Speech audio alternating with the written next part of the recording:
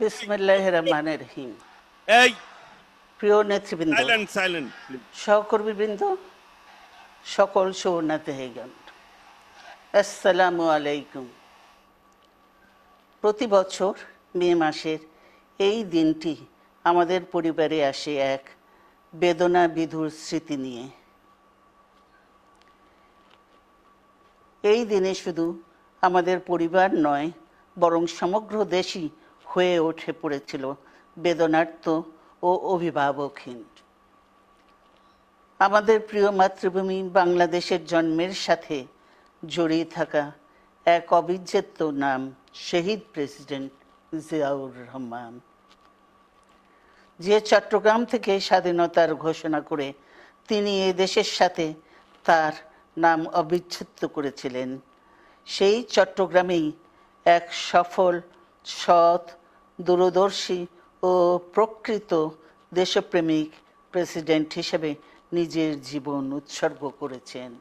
এদেশে গণতন্ত্র, স্বাধীনতা, সংবাদপত্র ও বিচার বিভাগের স্বাধীনতা, স্বনির্ভরতা ও উন্নয়ন এবং নিজস্ব জাতীয়তাবাদ সৃষ্টির অনন্য রূপকার শহীদ জিয়া, যে গণতন্ত্র প্রতিষ্ঠা আর সার্বভৌমত্ব রক্ষার লড়াইয়ে তিনি শাহাদাত বরণ করেছেন, সেই গণতন্ত্র নিরবচ্ছিন্ন যাত্রা আজও বাধাগ্রস্ত হচ্ছে প্রতি পদে পদে। খুব শীঘ্রই আমরা বাংলাদেশকে গণতন্ত্রে পুনঃপ্রতিষ্ঠিত দেখতে পাব। এই হোক শহীদ জিয়ার শাহাদাত বার্ষিকীতে আমাদের অঙ্গীকার।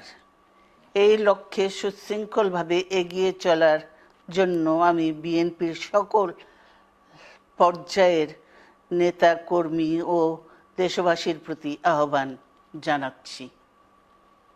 মনে রাখবেন, সবার জন্য গণতন্ত্র ও উন্নয়নের মাধ্যমে সকল সমস্যার সমাধানের যে রাজনীতি শহীদ জিয়া রেখে গেছেন, তা বাস্তবায়নের মাধ্যমে তার প্রতি শ্রদ্ধা জানাতে হবে। আমরা তার বিদায়ী আত্মার মাগফিরাত কামনা করছি। আল্লাহ হাফেজ। বাংলাদেশ জিন্দাবাদ।